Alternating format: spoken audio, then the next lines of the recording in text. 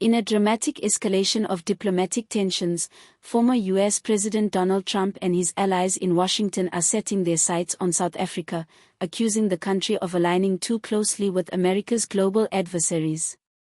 A powerful U.S. congressional committee has just passed a controversial piece of legislation titled the U.S.-South Africa Bilateral Relations Review Act of 2025, a move that could fundamentally reshape the future of relations between the two nations. As it now heads to the full House of Representatives, this bill is triggering alarm bells not only in Pretoria, but across the continent. The legislation, passed by 34 votes to 16, mostly along Republican lines, represents a significant shift in U.S. foreign policy posture toward South Africa. It demands a sweeping review of diplomatic, economic, and security ties, and opens the door for the imposition of targeted sanctions on South African leaders. These include travel bans for officials accused of corruption or human rights violations. In other words, if this bill becomes law, the Trump administration would be legally required to investigate whether South Africa's policies are damaging U.S. interests and to penalize individuals deemed problematic. Republican Congressman Ronnie Jackson, a close Trump ally with deep ties to pro-Israel donors, is the main sponsor of the bill. Jackson claims South Africa's stance on global affairs is increasingly hostile to Western democratic values. He cites the country's growing relationships with Russia, China, Iran, and Hamas as deeply troubling. South Africa's decision to accuse Israel of genocide at the International Court of Justice has particularly infuriated pro-Israel U.S. lawmakers, who view the move as evidence of an anti-Western agenda. The bill further criticizes South Africa's perceived hostility toward Taiwan, alleging that Pretoria is promoting anti-Taiwan positions that align with Chinese foreign policy goals.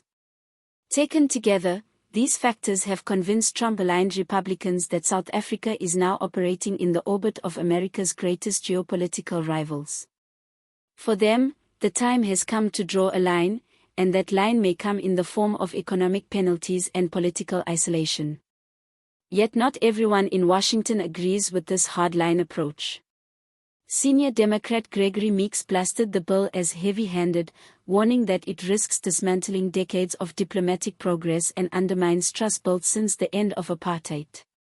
Meeks insists that while concerns about international alignments are legitimate, punishing South Africa through sanctions and threats will only backfire, damaging U.S. credibility on the continent and feeding anti-American sentiment.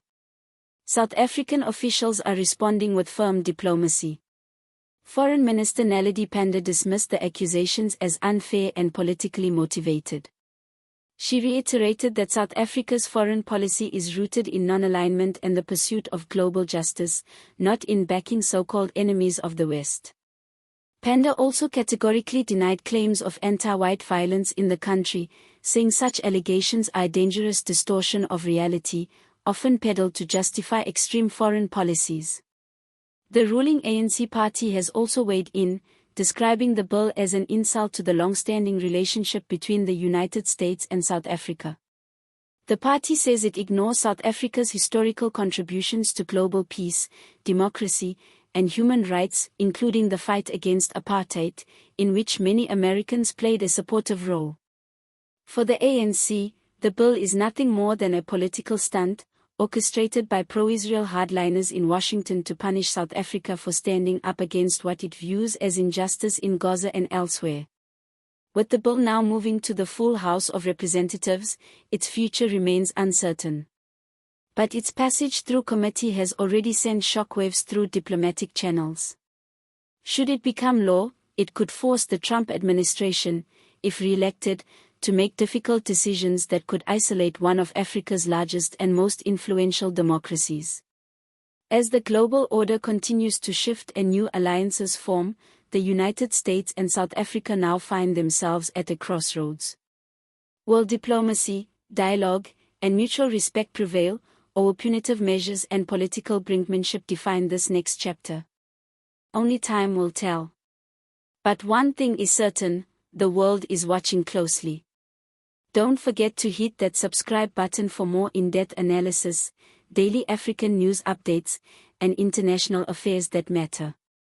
Like, Comment your thoughts below, and stay tuned as we continue to bring you the stories shaping the continent and the globe.